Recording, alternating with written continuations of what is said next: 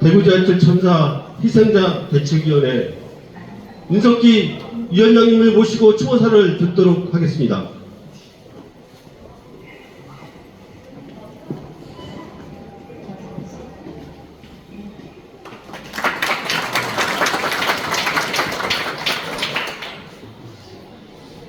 (2003년) 당시에 지금은 없어진 대구시민회관이라고 있었죠.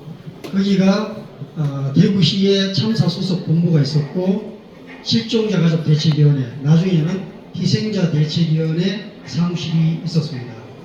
그때 저희들이 간간히 대형 걸개 그림을 시민회관 건물 전체에 걸곤 했습니다. 그 중에 하나가 누가 우리를 죽였는가 있습니다. 누가 우리를 죽였는가?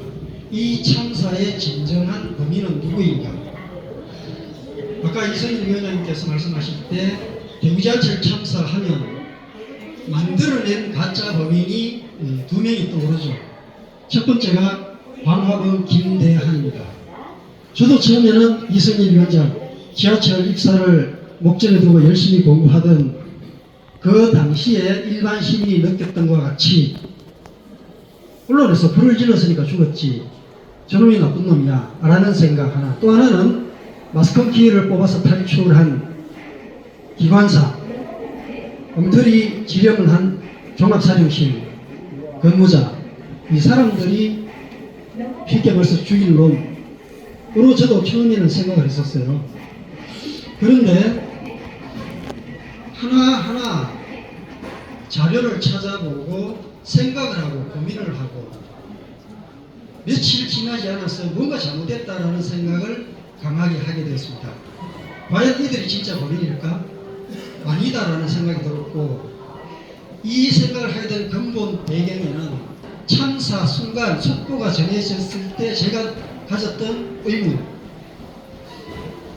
2003년 2월 18일 아침에 저는 서울에서 출장을 대구로 오고 있었고 고속도로 구이점 지날 때 속보로 중앙로에게 불났다는 소식을 처음 접합니다. 그때 중앙로에게 불이 났다. 탈 게 뭐가 있지?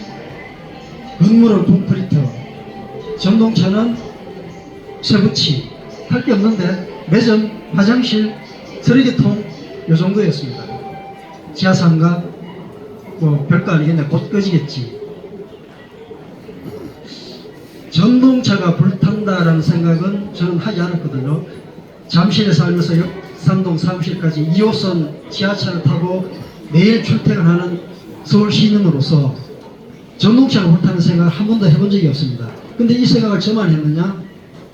12년 후 이원준 그 당시 노조위원장이 대학생들 초청 토론회 자리에서 우연하게 패널로 참석을 했는데, 그분도 서울 지하철에서 근무하고 대구 지하철로 와서 근무를 했었는데 본인도 똑같은 생각을 했다라고 얘기를 했고, 그 다음에 오성원 여기 집행위원장님도 계신데 저분도 어느 행사장에서 만났더니 본인도 저와 같은 생각을 했다 이거죠. 그러면 서울 지하철 노동자도 대구 지하철 노동자도 시민도 모두가 생각했던 것은 지하철, 전동차는 불에 타지 않는다라는 절대적인 믿음이 있었다는 거죠. 그래서 저는 대구 지하철 참사는 상징으로 믿음에 대한 배신, 이렇게 얘기를 합니다. 불 타지 않아야 될 전동차가 불에 타는 것이 근본 원인이다. 때문에 저희들은 방화범 김대한에 대해서 살인죄를 물어서는 안 된다라는 게 저희 주장이에요. 저 사람은 인화성 물질을 뿌리고 불을 지른 데 대한 방화에 대한 책임을 물을지언정 살인죄를 물어서는 안 된다 라는 게 저희 생각이고, 또 하나 마스컴키를 뽑아서 탈출한 노동자, 기관사는 절대적으로 참사의 피해자일 뿐이지 절대 가해자로서의 책임을 져야 될 하등의 이유가 없다라는 게 저희들의 결론이었습니다. 이유는 아까 일본에도 뭐 여러가지 JR에서도 일검교육이다 뭐다 이런 얘기를 많이 하셨는데, 그 당시에 제가 확인한 바로는 철도 지하철뿐만 아니라 궤도에는 군법보다 무서운 상명하복의 질서체계가 자리 잡고 있었고, 현장 노동자들이 자의적 판단하에 어떤 응급 조치를 할 수 없게끔 되어 있었다 이거죠. 이성을 가진 인간이 돼 상식에 부합하는 어떤 판단과 적극적인 조치를 할 수 없도록 규정되어 있었고, 오직 사령실의 지시 명령에 의해서 가든 서든 통과하든 하게끔 되어 있었다는 거죠. 마승기를 뽑아서 탈출한 것도 사령실의 지시하에 움직인 것이지 자의적 판단이 아니죠. 자, 그리고 제가 아까 방화범에 살인죄를 물어서 안 된다는 게 1년 후에 바로 확인이 되죠. 홍콩 지하철이 2004년 1월 달에 똑같이 50대 남자 승객이 인화성 물질을 뿌리고 방화 시도를 했죠. 홍콩 지하철은 불타지 않는 전동차, 우리가 생각했던, 시민이 생각했던, 그 서울 지하철 노동자가 생각했던, 대구 지하철 노동자가 생각했던 우리 전동차는 불타지 않는 거야 라고 생각했던 것처럼 홍콩 지하철은 불타지 않는 전동차였습니다. 때문에 불을 질렀는데 아무도 죽지 않았죠. 전동차도 불타지 않았죠. 유일하게 경미한 부상자 10여 명이 있었는데 불을 보고 놀라서 대피하다가 부딪혀서 생긴 철과상, 타박상, 이게 전부였습니다. 이게 시민이 말하는 지하철 전동차의 본질적인 모습이라는 거죠. 불타지 않는 전동차, 안전한 전동차. 때문에 궤도 노동자, 기관사 승무원의 책임은 1도 없다. 방화범에게는 살인죄를 물어서는 안 된다. 방화에 대한 책임만 물어야 된다는 게 저희들의 생각이었습니다. 자, 그러면 왜 그러면 대구 지하철은 불타는 전동차였느냐? 배경에는 자본의 논리가 있고 자본과 결탁한 행정기관의 그릇된 정책 판단이 있었죠. 뭡니까? 법과 제도를 대한민국 국민은 뭐 3등인지 2등인지 모르겠지만 불쏘시개 전동차를 타고 다녀도 좋다라고 허용해 준 법과 제도가 자리하고 있는 거죠. 저희들이 그때 더 화가 났던 것은 기술이 없어서, 실력이 없어서, 자본이 없어서 불쏘시개 전동차를 타고 다녔던 게 아니라는 거죠. 이미 그 당시에 불타지 않은 안전한 전동차를 만들어서 비싼 값으로 해외에 수출하고 있었던 게 바로 기술강국 대한민국이었습니다. 정작 남의 나라 백성들에게는 불타지 않는 안전한 전동차를 만들어서 2배, 3배 비싼 값에 팔고, 그 기술을 보유한 대한민국 국민들은 그 혜택을 당연히 누려야 할 그 혜택을 누리지 못하고 있었던 거죠. 이게 모순이었다. 이게 본질적인 원인이다. 때문에 대구 지하철의 상징은 방화범도 아니고 마스콘 키를 뽑아서 탈출한 기관사도 아니다. 국민의 생명을 기업 이윤보다 하찮게 여기는 잘못된 법과 제도가 바로 대구 지하철 참사의 상징이 되어야 한다 라는 게 저희들의 생각입니다. 이런 잘못된 법과 제도가 작용한 몇 가지 사례를 짚어보자면 가습기 살균 참사가 있죠. 정부가 인허가를 해줬어요. 전 세계에서 딱 대한민국 정부만 살균 소독제로 쓸 거를 흡입할 수 있도록 가습기 살균제로 허용해준 전 세계 유일한 나라가 대한민국입니다. 정부가 인정해줬죠. 대기업들은 대대적으로 홍보를 했죠. 안심하고 마셔도 된다. 흡입해도 된다. 안전하다. 그게 건 20년 가까이 수천 명, 수십만의 젊은 엄마, 젊은 애기들, 갓난 애기들이 숨져가게 된 근본 배경이 됐던 겁니다. 바로 잘못된 법과 제도. 제조업용도 똑같죠. 이퀄라이저. 콘크리트 반벽이 100m 지나서 뭐 15m가 있었다고 했죠. 그 앞에는 있으면 안 되는 거예요. 장벽이. 영국 전문가가 그랬지 않습니까? 범죄 행위라고. 근데 국토교통부는 뭐라 그럽니까? 적법하다 그럽니다. 적법한 게 아니라 현행법에는 맞을지 몰라도 현행 법규 자체가 잘못됐다는 거예요. 그래서 그때 저희들이 생각했던 건 뭐냐? 엉터리 법과 제도를 만드는 공무원을 단죄를 해야 된다. 그 사람들이야말로 이윤의 혈안이 된, 이윤 추구의 혈안이 된 기업들에게 살인 면허를 발급해주는 나쁜 놈들이다. 진짜 살인자는 엉터리 법과 제도를 허용해주는 입법기관, 관련 공무원들이다. 이게 저희들의 판단이었습니다. 이런 생각을 저희들이 2005년, 15년에 국회 토론에서 처음으로 얘기를 합니다. 그게 뭐냐? 요즘 여러분들 관심 있는 중대재해처벌법. 중대재해처벌법은 현장 노동자뿐만 아니라 사업주, 경영자에게 책임을 묻는 처벌조항이 강화됐죠. 그런데 이 입법 당시에는 저희들이 2015년도에 최초로 그때 노회찬 의원이 입법 발의할 때였습니다. 토의할 때 발제자의 수고가 적은 건 아니지만 제가 볼 때는 그거 70~80% 표현 가치를 빼놓고 하는 거다.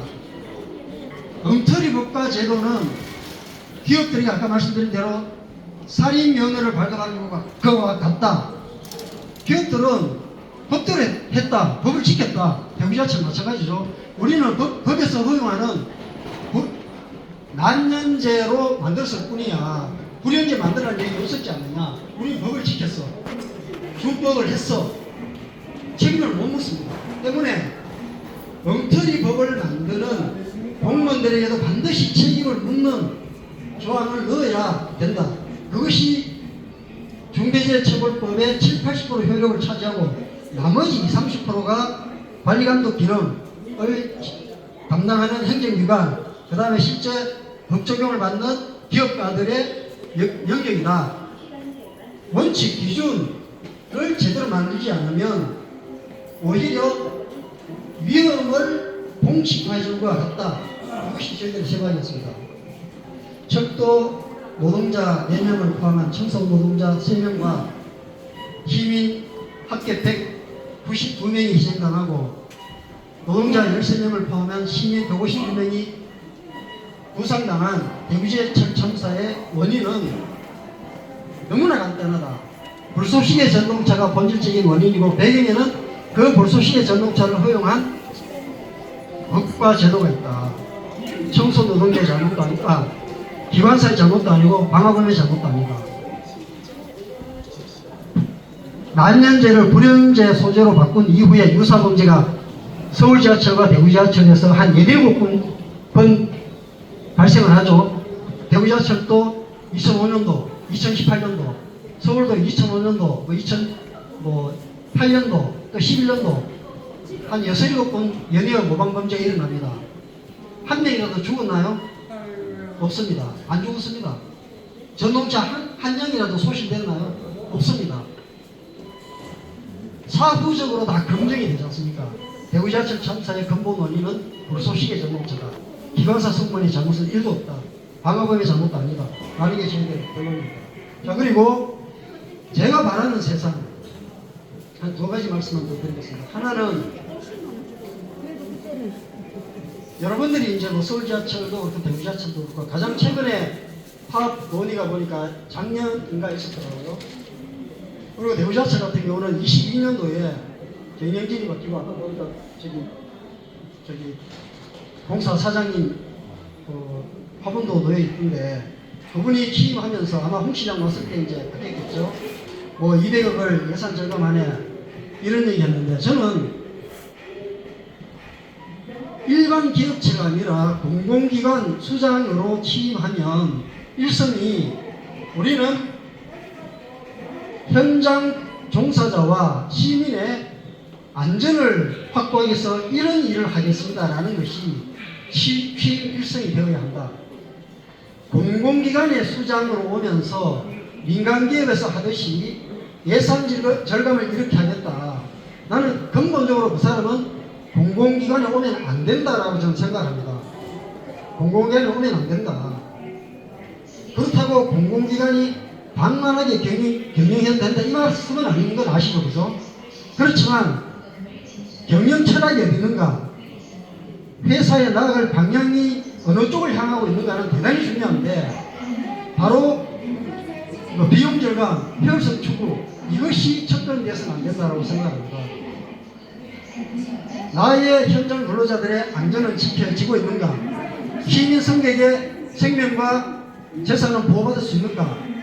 그렇게 해서 우리는 어떤 설비를 개선하고 인력 편성을 어떻게 하겠는가가 주안점이 되어야 한다는 게 저의 바람입니다.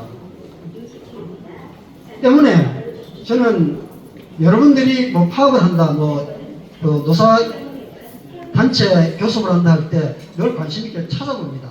찾아보면서 지금은 이해가 많이 되는데 아주 오래전에 제가 정말 이해 못했던 대목이 준법 투쟁이었습니다. 준법 투쟁. 아니 법을 지킨다는 것이 어떻게 투쟁의 수단이 될 수가 있는가. 너무 이상한 말이잖아요. 법대로 하겠다는데, 규정대로 하겠다는데, 이 말을 뒤집어서 얘기하면 그만큼 현재 여러분들이 건강하는 여건이 법대로 실행되지 않고 있다는 거죠. 인력 부족으로 제 시간대로 움직일 수 없게끔, 그리고 제일 제가 이해 못했던 게 생리 문제, 생리 현상 문제 해결하는 거, 이런 것들 말이 안 되는 거죠. 저도 보고는 참 너무 놀랐습니다.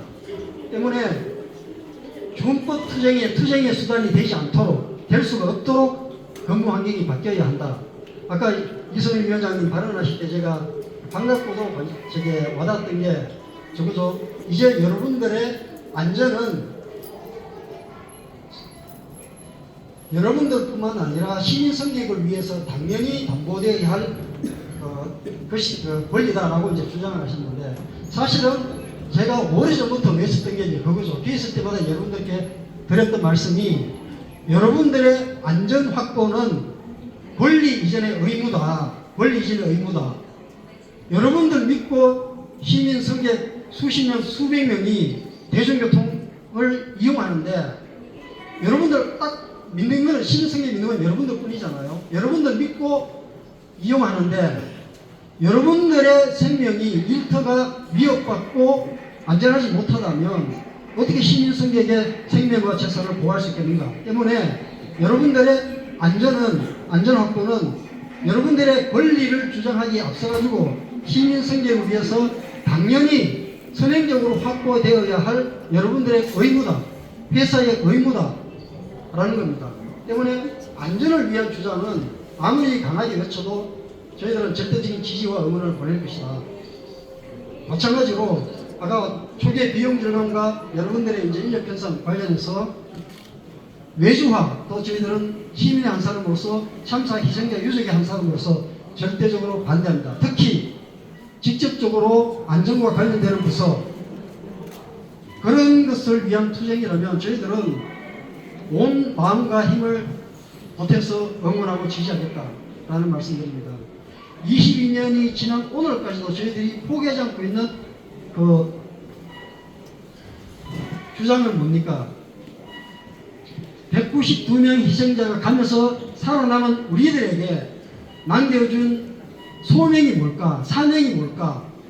그 당시에 질문하고 내린 결론, 얻은 답은 다시는 이런 어처구니 없는 참사가 일어나지 말아야 되고, 그래서 다시 본인들 같은 192명 같은 엉터리 같은 죽음, 엉터리 같은 희생자가 생기지 말도록 해달라라는 거잖아요.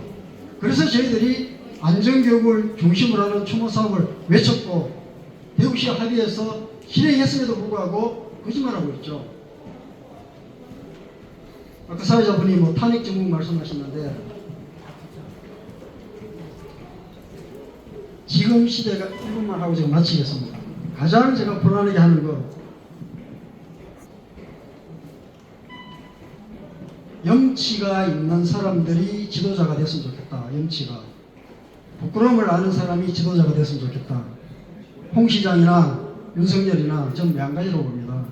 시민들이 말하는 잣대대로 상식이 통하고 순리가 통용될 수 있는 세상이 빨리 오기를 바라고, 그날이 온다면 저희들 추모사업도 완결형으로 마무리되지 않을까 생각합니다. 동지 여러분들의 투쟁에 늘 함께 한다는 걸 약속드리면서 마치겠습니다. 고맙습니다.